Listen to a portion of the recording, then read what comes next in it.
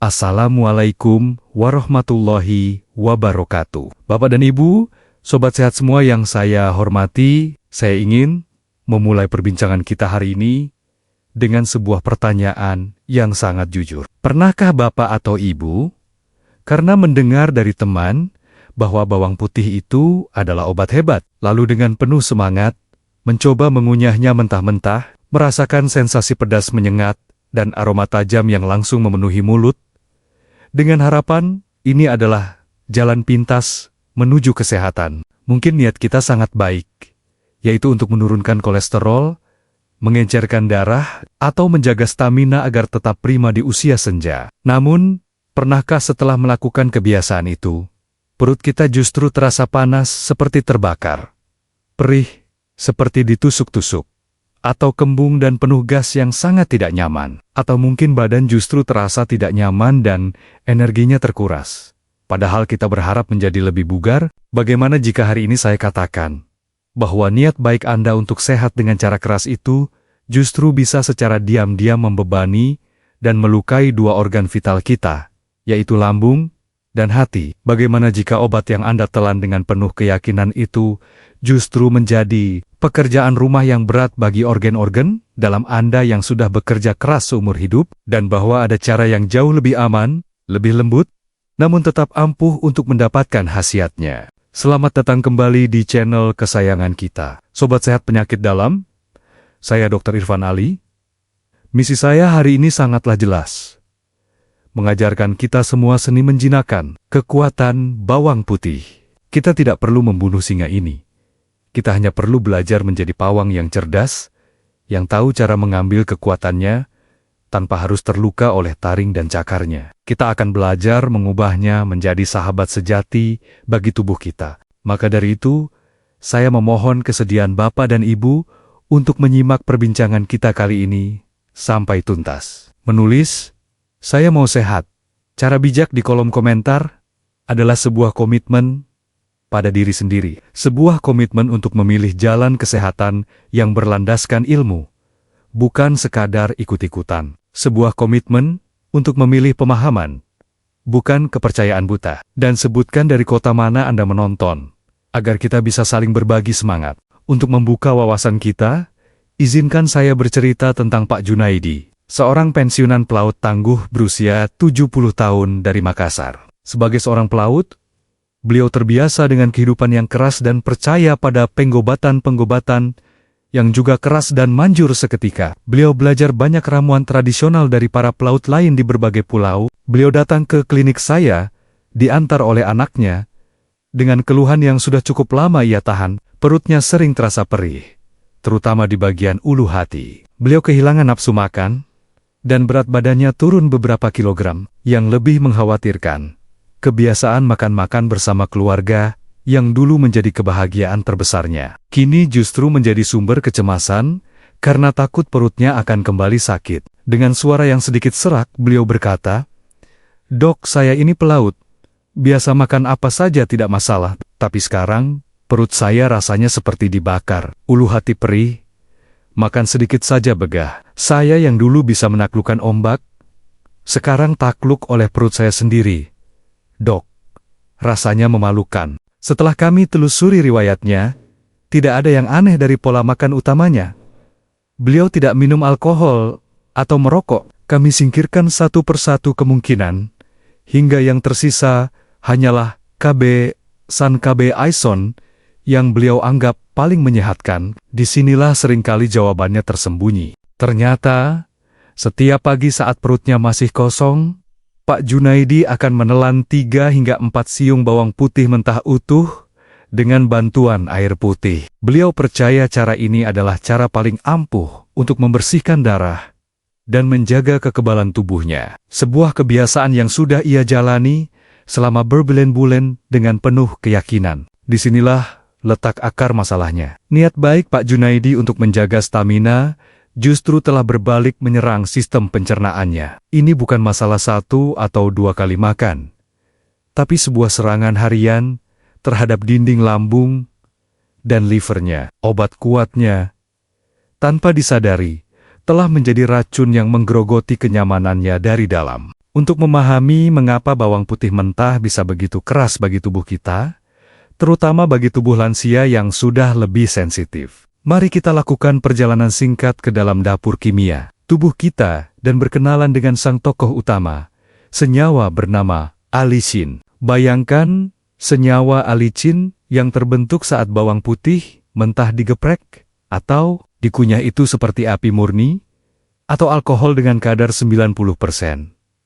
Ia sangat kuat dan tajam. Api murni itu bisa mensterilkan jarum. Tapi jika kita sentuh langsung, ia akan melepuhkan kulit. Allicin mentah pun demikian sifatnya. Bermanfaat di luar, tapi berpotensi merusak di dalam jika dosisnya salah dan caranya keliru. Tentu saja, ia akan membakar dan mengiritasi setiap permukaan lembut yang ia lewati. Hal pertama yang akan ia serang adalah dinding lambung kita. Senyawa sulfur yang sangat agresif di dalam bawang putih mentah akan secara langsung mengikis lapisan lendir pelindung lambung, menyebabkan peradangan atau gastritis. Iritasi ini kemudian memicu produksi asam lambung yang berlebihan, menciptakan lingkaran setan, rasa perih, dan panas. Setelah dari lambung, senyawa-senyawa keras ini akan diserap dan masuk ke aliran darah. Lalu tugas berat selanjutnya akan diemban oleh organ hati kita. Hati kita, sang pabrik detoksifikasi, akan memprioritaskan senyawa keras ini sebagai racun yang harus segera dinetralkan. Ini membuat hati harus bekerja lembur dan mengalihkan sumber dayanya dari tugas-tugas penting lainnya, seperti mengolah lemak dan gula. Sekarang, apa yang terjadi saat kita merebusnya? Proses merebus dengan air panas adalah sebuah proses penjinakan yang cerdas. Panas dan air bekerja sama, memandikan dan memijat senyawa-senyawa ini, mengubah struktur kimia allicin yang liar dan tidak stabil itu menjadi senyawa-senyawa turunan sulfur lainnya yang jauh lebih lembut dan lebih stabil, seperti esalilsistin. Selain itu, ada satu rahasia lagi mengapa merebus menjadi pilihan yang lebih bijak. Bawang putih mentah mengandung sejenis karbohidrat kompleks bernama fruktan. Bagi sebagian orang, terutama yang pencernaannya sensitif, fruktan ini sulit dicerna dan bisa menyebabkan produksi gas yang berlebihan, kembung, dan rasa tidak nyaman. Proses merebus membantu memecah fruktan ini, sehingga membuatnya jauh lebih mudah dicerna. Jadi, penting untuk kita pahami, merebus bawang putih itu bukan berarti membunuh semua khasiatnya. Ini bukan tentang melemahkan kekuatannya, tapi tentang memfokuskan kekuatannya. Kita menghilangkan kekuatan yang merusak sifat iritatifnya, dan mempertahankan serta menstabilkan kekuatan yang menyembuhkan sifat anti radang dan baik untuk sirkulasi. Mari kita rinci lebih dalam 4 bahaya utama dari kebiasaan mengonsumsi bawang putih mentah secara berlebihan. Anggaplah ini sebagai 4 lampu merah di jalan herbal, yang seringkali kita terobos karena merasa sedang berada di jalur yang pasti aman. Bahaya yang pertama, seperti yang sudah kita bahas, adalah iritasi lambung dan memicu naiknya asam lambung GERD. Rasa panas dan perih di ulu hati adalah sinyal paling jelas bahwa dinding lambung Anda sedang terbakar. Jika dibiarkan terus-menerus, peradangan kronis pada lambung ini bisa berujung pada masalah yang lebih serius di kemudian hari. Saya pernah merawat Ibu Titi dari Bogor yang mencoba makan bawang putih mentah setiap hari untuk menurunkan kolesterolnya. Beliau merasa terjebak, "Dok. Mau menurunkan kolesterol, tapi lambungnya sakit. Mau mengobati lambung, takut kolesterolnya naik lagi." Ini adalah dilema yang tidak perlu terjadi jika kita tahu cara yang benar. Bahaya yang kedua adalah meningkatkan risiko pendarahan. Bawang putih mentah dalam jumlah banyak memiliki efek pengencer darah yang cukup kuat. Ini adalah interaksi yang bisa berakibat fatal. Jangan pernah mencampurkan pengencer darah dari dokter dengan pengencer darah herbal dosis tinggi tanpa pengawasan medis yang ketat. Pak Karso dari Denpasar misalnya sedang rutin mengonsumsi aspirin untuk jantungnya. Beliau kemudian menambahkan ritual makan bawang putih mentah setiap hari. Beliau datang ke saya karena mengalami mimisan yang tidak berhenti lebih dari 15 menit dan harus dilarikan ke UGD. Ini adalah tanda bahwa darahnya sudah menjadi terlalu encer. Bahaya yang ketiga adalah membebani fungsi hati. Seperti yang telah kita bahas dengan analogi pabrik tadi, hati seorang lansia sudah bekerja keras seumur hidupnya. Beban kecil yang diberikan setiap hari, selama berbulan-bulan atau bertahun-tahun, pada akhirnya akan menjadi beban besar yang bisa menyebabkan keausan pada mesin hati kita. Kasus Pak Junaidi dari Makassar adalah bukti nyata. Setelah beliau menghentikan total kebiasaan menelan bawang putih mentah dan beralih ke cara yang lebih lembut, dalam 2 bulan, hasil pemeriksaan fungsi hatinya berangsur-angsur kembali ke angka normal. Ini bukan hanya kelegaan fisik, tapi juga kelegaan psikologis.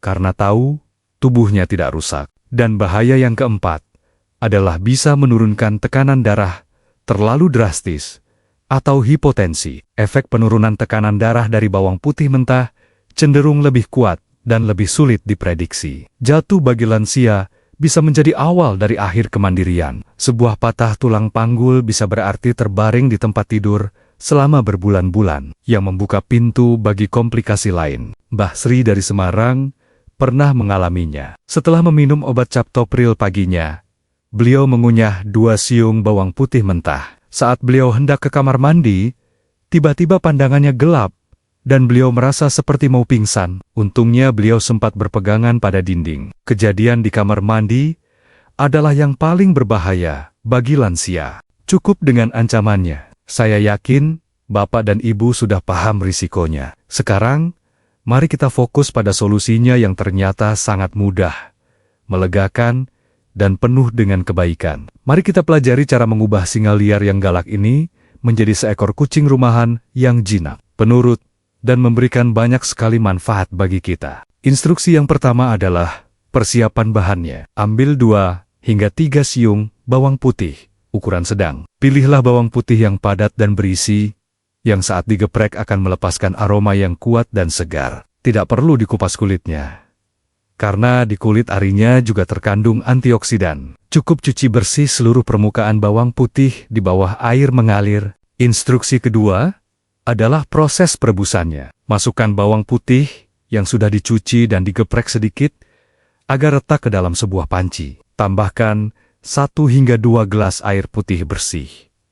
Rebuslah dengan api kecil. Kunci utamanya adalah api kecil dan waktu yang tidak terlalu lama. Api kecil adalah kunci kesabaran. Kita sedang membujuk saripatinya keluar, bukan memaksanya dengan api besar yang bisa merusak senyawanya. Instruksi ketiga adalah cara mengonsumsinya. Setelah direbus selama 5 hingga 10 menit, matikan api dan tunggu hingga airnya menjadi hangat. Saring airnya ke dalam sebuah gelas. Jadikan ini momen tenang Anda di pagi hari. Duduk, hirup aromanya, minum perlahan. Mulai hari Anda dengan sebuah tindakan kebaikan untuk tubuh Anda.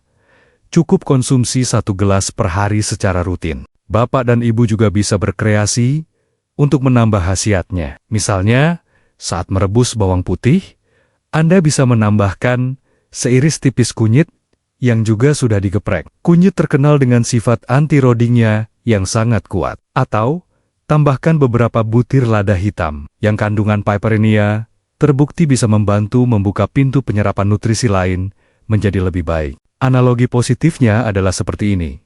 Proses merebus ini ibarat memasak sebuah obat. Kita mengambil saripati kebaikannya yang larut dalam air dan meninggalkan ampas atau sifat kerasnya. Air rebusan ini adalah surat cinta yang kita kirimkan ke organ-organ dalam kita. Sebuah pesan bahwa kita peduli dan ingin merawatnya dengan cara yang paling lembut. Tentu akan ada yang skeptis. Seperti Pak Junaidi, pasien saya tadi, yang awalnya bertanya, "Apa masih ampuh, Dok, kalau sudah direbus?" Lalu saya jawab, "Pak, yang kita cari di usia senja ini bukanlah kekuatan kasarnya, melainkan manfaat cerdasnya."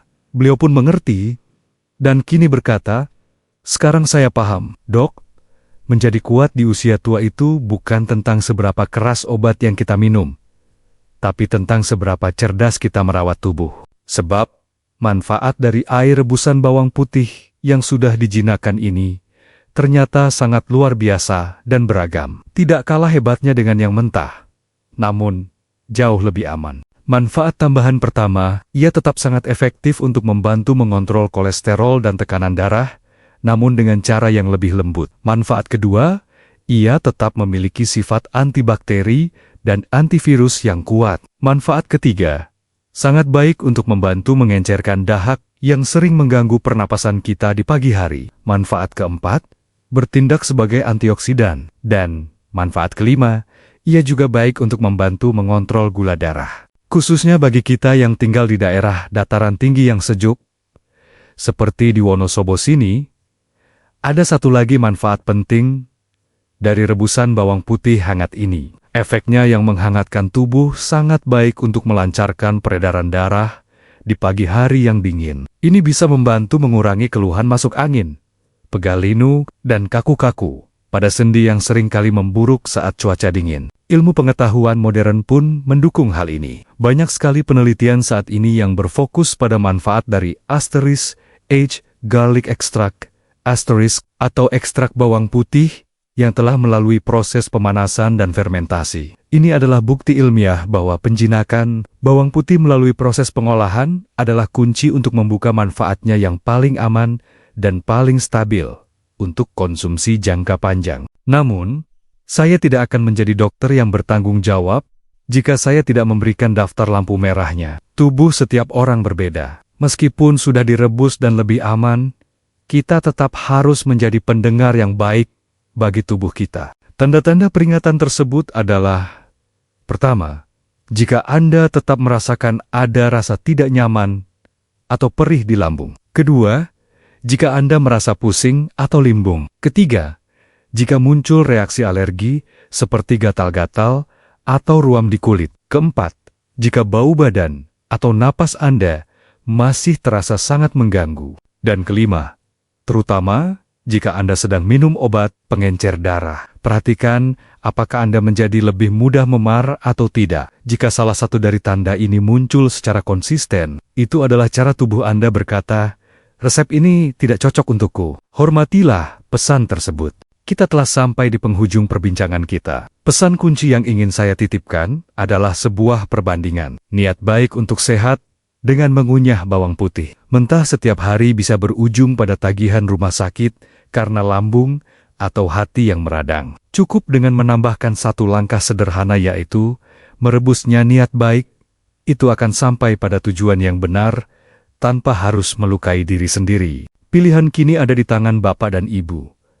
Apakah kita akan terus mengikuti cara lama yang keras dan berisiko hanya karena katanya lebih manjur, ataukah kita akan beralih ke cara baru yang lembut, aman, dan bijaksana untuk tubuh kita yang sudah tidak muda lagi? Pilihlah jalan keberanian yang berilmu, bukan keberanian yang buta. Sebagai penutup, saya punya satu permohonan tulus. Kirimkan video ini kepada ayah, bapak, atau kakek kita yang mungkin masih memegang teguh kepercayaan lama tentang kekuatan bawang putih mentah. Ini bukan untuk menyalahkan, tapi sebagai bentuk rasa sayang kita. Satu share dari Anda bisa menyelamatkan lambung dan hati seseorang dari informasi yang keliru. Jangan lupa juga untuk like dan subscribe. Di video selanjutnya, kami dari Sobat Sehat Penyakit Dalam akan membahas tentang 3 jenis daun lalapan yang sering kita makan, yang ternyata harus diwaspadai oleh para penderita penyakit ginjal. Ingatlah selalu pesan saya. Kearifan sejati adalah mengetahui bahwa kekuatan terbesar seringkali harus disampaikan dengan cara yang paling lembut. Rawatlah tubuh Anda dengan kelembutan. Wassalamualaikum warahmatullahi wabarakatuh.